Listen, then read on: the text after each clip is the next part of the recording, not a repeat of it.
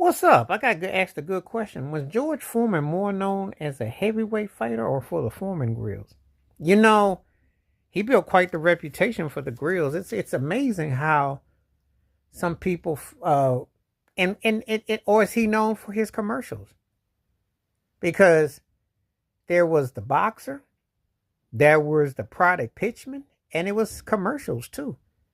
I mean, he had quite a bit of a career when you think about it. So is he more known for in the ring or outside the ring? That's a good question. I remember when he did that episode of Sanford and Son, and then he was in Let's Do It Again. He had like little cameos, little bits and stuff, and of course through the years he did commercials.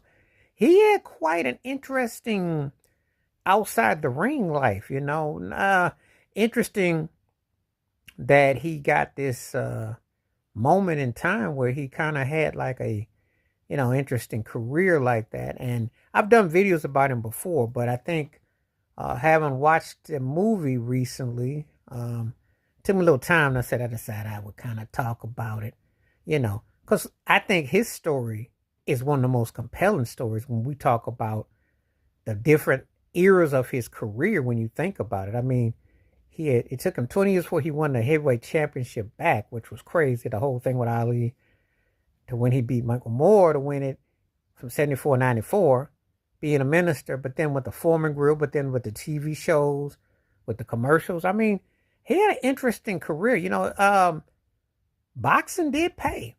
I mean, boxers have had, when they've been heavyweights, there was a time, if you represented, you definitely, had some kind of form of charisma. They definitely put you in the spotlight and gave you attention. So, I mean, he had a quite a inside and outside the ring. But which one is he more known for? Is it in the ring or outside the ring?